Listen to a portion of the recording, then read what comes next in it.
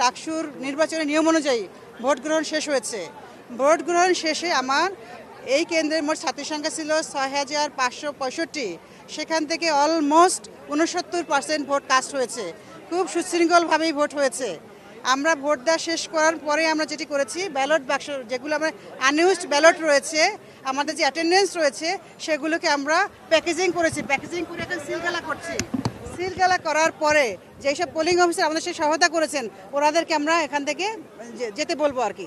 যাওয়ার পরে আমাদের ডাকসুর প্রোটোকল অনুযায়ী কাউন্টিংয়ের সময় যাদের থাকার কথা তাদেরকে রেখে আমরা কাউন্ট শুরু করব।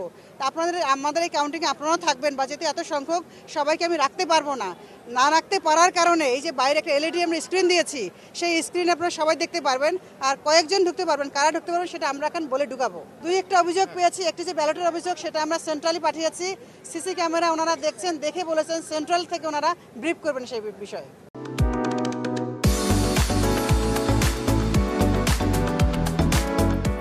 সব সেন্টারের কিন্তু আপনারা কাউন্টিং একসাথে পাবেন না। আমার সেন্টারটা অনেক বড়, অনেক ছাত্রী, অলমোস্ট প্রায় 20,000-এর মতো পেজ হবে। 1, 2, 3, 4, 5 করে আমি সেটাকে ভাগ করব। তারপর একটা হলে তো আছেই, তারপর সেগুলোকে আমরা ওয়েমার সময় লাগবে। আমার তো 1-2 ঘন্টা লাগতে পারে এগুলোকে ঠিক করার জন্য। পোলিং অফিসার আছেন, আমরা এটাকে সিলগালা করে বের করব। যখন আমরা ব্যালট বাক্স খুলবো, এখন কিন্তু সিলগালা দেওয়া আছে, কস্টেপ দেওয়া আছে। যখন খুলবো তখন আপনাদের সাথে নিব। শুধু আপনারা না, আমরা থাকবো, পোলিং এজেন্ট থাকবেন, ক্যান্ডিডেট পক্ষ থেকে পোলিং এজেন্ট থাকবেন, সাংবাদিক ভাই বোনেরা থাকবেন, আমার পর্যবেক্ষক থাকবেন, যেই হলের প্রবেশ থাকবেন, বিএনসিসির মেয়েরা থাকবে, সহায়তা করে সবাই থাকবেন। সবার উপস্থিতিই করব।